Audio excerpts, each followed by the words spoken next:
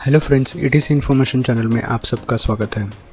आज हम बात करने वाले हैं एक ऐसे एस्ट्रोनॉमर की जिनको फादर ऑफ मॉडर्न साइंस बोला जाता है। आगे जाने से पहले चैनल को सब्सक्राइब कीजिए और इंडिया का largest audio book platform Kuku FM download कीजिए।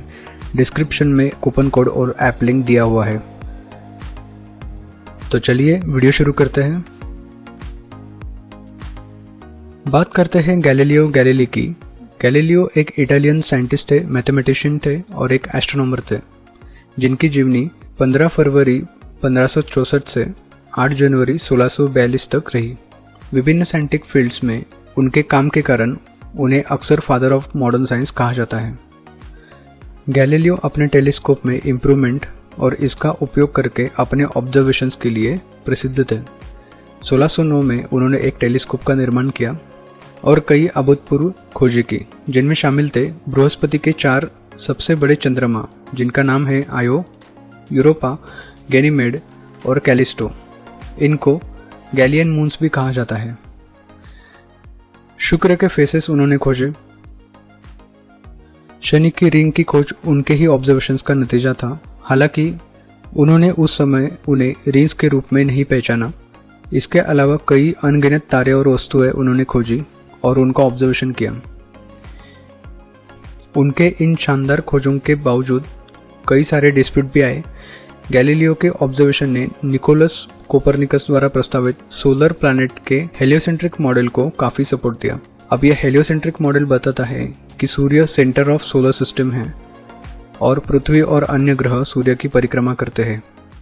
लेकिन उस जमाने में अर्थ को सेंटर ऑफ सोलर सिस्टम माना जाता था और बाकी सब ग्रह तारे पृथ्वी के अराउंड घूमते हैं, ऐसा माना जाता था।